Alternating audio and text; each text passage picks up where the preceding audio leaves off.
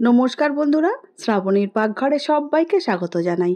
আশা করি তোমরা সবাই খুব ভালো আছো, আমিও ভালো আছি। আজকে তোমাদের সামনে নিয়ে হাজির হয়েছি একটা চিকেনের রেসিপি। এখানে 1 কেজির একটু বেশি চিকেন আছে, খুব ভালো করে ধুয়ে নিয়ে চলে এসেছি। ক্যাপসিকাম, পেঁয়াজ, টমেটো ডুমো ডুমো করে কেটে নিয়েছি। এবারে কড়ার মধ্যে তেল দিয়ে দিয়েছি। ওই ক্যাপসিকাম, পেঁয়াজ, টমেটো একটু ভেজে নেব। চিকেন রান্নাটা একটু অন্যভাবেই বানাচ্ছি। প্লিজ দেখা শুরু করার আগে একটা লাইক নিশ্চয়ই দিয়েছো, আর সব শেষে অবশ্যই একটা সুন্দর করে কমেন্ট করো, কারণ তোমাদের কমেন্ট পড়তে আর উত্তর দিতে আমি দুটোই খুব ভালোবাসি। টমেটো, পেঁয়াজ আর ক্যাপসিকাম ভালো করেই ভাজা হয়ে গেছে। খুব বেশি কড়া করে ভাজার দরকার নেই, এইভাবে হালকা করে ভেজে নিলেই হবে। একটা প্লেটের মধ্যে আবারও খানিকটা সর্ষের তেল দিয়ে দিলাম। এবারে দিচ্ছি অল্প একটু গোটা গরম মশলাটা একটু ভালো করে ভেজে নেব। যখনই সুন্দর গন্ধ বেরিয়ে আসবে, ঠিক সেই সময় ধুয়ে রাখা চিকেনগুলো আমি আস্তে আস্তে তেলের মধ্যে দিয়ে দেব। চিকেনগুলো প্রথমেই খুব ভালো করে আমি ভেজে নেব, সেই জন্য তেলের মধ্যে দিয়ে দিচ্ছি। তেলের মধ্যে চিকেন দেওয়ার পরে আলতো হাতে চিকেনগুলো নাড়াচাড়া করে নেব। যে সমস্ত বন্ধুরা এই মুহূর্তে ইউটিউব চ্যানেল থেকে আমার ভিডিও দেখছো, যদি ভালো লেগে থাকে আর যদি সাবস্ক্রাইব করা না হয়ে থাকে, প্লিজ সাবস্ক্রাইব করে শ্রাবণীর পাকঘর চ্যানেলটির পাশে থেকে যাওয়ার অনুরোধ রইল।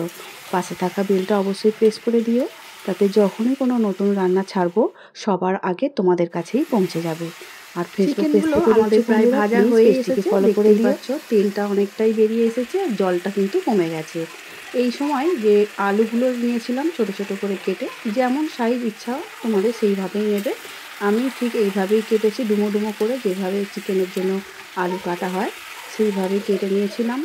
সেই আলুগুলো এবারে চিকেনের সঙ্গে মিশিয়ে দিয়ে আবারও একটু নাড়াচাড়া করে ঢাকা দিয়ে দিলাম, কষে নেব। আর 2-3 মিনিট অপেক্ষা করব। ওইদিকে কষাটা হতে থাক ঢাকা চাপা দিয়ে। এদিকে একটা ছোট্ট বাটিতে জল নিয়েছি, 1 চামচ ধনে গুঁড়ো, 1 চামচ জিরে গুঁড়ো, 1 চামচ দিয়ে দিচ্ছি হলুদ গুঁড়ো, আর দেব একটু ঝাল মানে লঙ্কা গুঁড়ো। এটা একটু বেশিই দিলাম, 1.5 চামচের মতো। চিকেন তো একটু ঝাল ঝাল বেশ ভালো লাগে খেতে। লঙ্কা গুঁড়োটা অবশ্য তোমাদের ঝাল অনুসারে দেবে, কতটা ঝাল খাবে সেই অনুসারে দেবে। খুব ভালো করে গুলিয়ে নিলাম। গুলিয়ে নেবার পরে এবারে ঢাকনাটা 2-3 মিনিট পর খুলে নিচ্ছি। দেখতেই পাচ্ছ অনেকটাই মনে হচ্ছে আলুগুলো সিদ্ধ মতো হয়ে এসেছে ভেপারে। হ্যাঁ, ঠিক এই সময় একটু ভালো করে আরেকবার নাড়াচাড়া করে নেব। তারপরে এর মধ্যে চিকেনের ওপরে দিয়ে দেব করে কেটে। এখানে আমি আদা রসুন দুটোই খুব ভালো করে গ্রেটারের সাহায্যে গ্রেট করে রেখে দিয়েছি। আগে পেঁয়াজগুলো দিয়ে খুব ভালো করে চিকেনের সঙ্গে মিশিয়ে নেব, তারপরে আদা রসুনটা পেঁয়াজগুলো দিয়ে খুব ভালো করে একটু ভেজে নিয়েছি। এবারে গ্রেট করে রাখা রসুন, আমি 1 চামচের একটু বেশি রসুনটা দিয়ে দেব গ্রেট করে রাখা 1 চামচ আদা রসুন পেঁয়াজ সব কিছু দেবার পরে আবারও খুব ভালো করে 2 থেকে 3 মিনিট প্রথমে যেমন আদা রসুন পেঁয়াজ আমরা কষিনি, এখন চিকেনের সঙ্গে সব কিছু কিন্তু খুব ভালো করে কষে নিয়েছি। এবারে আগে থেকে যে বাটির মধ্যে মশলা গুলে রেখেছিলাম, ধনে জিরে লঙ্কা হলুদ, সেই মশলাটা পুরোটাই দিয়ে দিলাম। যেহেতু গুলে রেখেছিলাম সেহেতু মশলাগুলো একদম ভালোভাবে চিকেনের সঙ্গে মিশে যাবে। আর যদি এখন এই মুহূর্তে গুঁড়ো মশলাগুলো দিতাম, তাহলে কিন্তু কোনো না কোনো জায়গায় হয়তো পুড়ে যেত, কোনো জায়গায় দলা পাকিয়ে যেত। সেই জন্য আমি একটু গুলিয়ে রাখলাম। আর মশলাটাও অনেকটা তাজা হয়ে গেল, যেহেতু জলে অনেকক্ষণ ভিজানো ছিল। খুব ভালো করে মিশিয়ে নিচ্ছি আবারও 2 থেকে 3 মিনিট। আলু আর চিকেন কষতে কষতে কিন্তু আমাদের প্রায় সিদ্ধ হয়েই গেছে। তবুও একটু যেহেতু ঝোল রান্না করব, সেই জন্য পরিমাণ অনুযায়ী জলটা এখানে দিয়ে দিচ্ছি।